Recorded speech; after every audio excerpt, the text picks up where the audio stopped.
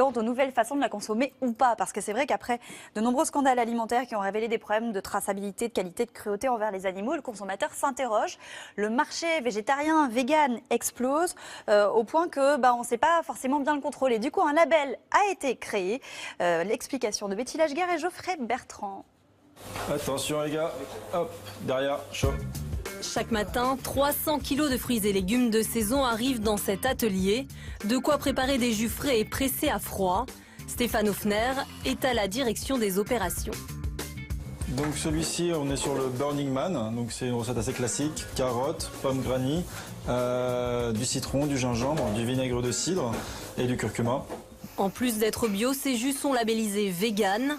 Pour le consommateur, c'est la garantie qu'aucun produit d'origine animale n'est utilisé dans la fabrication.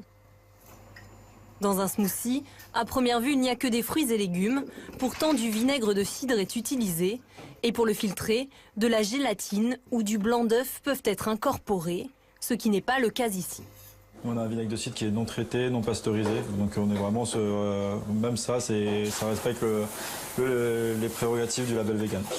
Ce nouveau label existe en 2 déclinaisons, soit pour les véganes qui ne consomment aucun produit d'origine animale, soit pour les végétariens qui, eux, peuvent manger des œufs, du lait ou du miel. La démarche vient d'abord des producteurs. Le label vegan nous a semblé tout de suite assez logique, donc on a fait les démarches avec l'association des végétariens de France. On a simplement envoyé nos recettes, ils ont analysé ce qui les composait.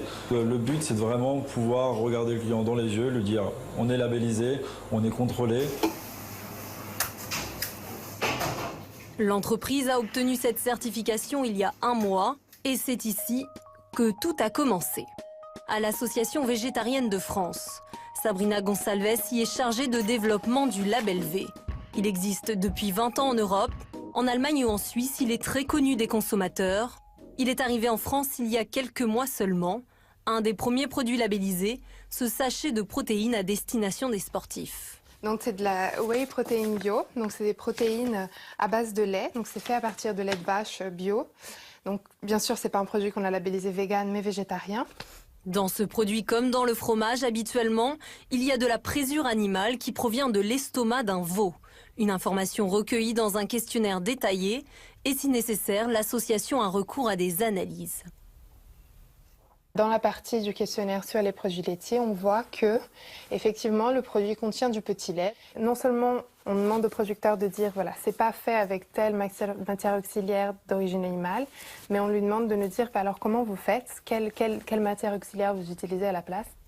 Ici, la présure utilisée est d'origine végétale, ce qui est tout à fait accepté dans le cahier des charges du label V végétarien. Une centaine de produits ont été labellisés en France, un repère de plus pour les consommateurs. De lire une liste d'ingrédients, parfois pour les produits préparés, ça peut être très long et très fastidieux, donc c'est très pratique d'avoir un label qui l'atteste tout de suite. Ensuite, même en lisant les listes d'ingrédients, il y a des choses dont on n'arrive pas forcément à déterminer si c'est végétarien, vegan ou non, comme dans les additifs, les E avec les chiffres derrière. Il y en a certains qui peuvent être d'origine animale, qui peuvent aussi être d'origine végétale, et donc le consommateur peut se retrouver perdu.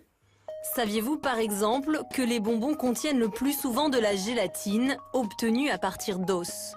Que le colorant rouge 120 est d'origine animale? Le label V est déjà visible dans les rayons. Là, par exemple, vous l'avez, vous voyez, il est vraiment... Voilà. Ici, on le repère. Dans ce magasin spécialisé, c'est une clarification que l'on attendait. C'est important que ça arrive en France puisqu'il y a quand même un certain nombre de personnes qui veulent vraiment ne plus consommer ou ne pas consommer de produits animaux aucun. Seul bémol, le logo label V de petite taille n'est pas facilement repérable. Voilà, et nous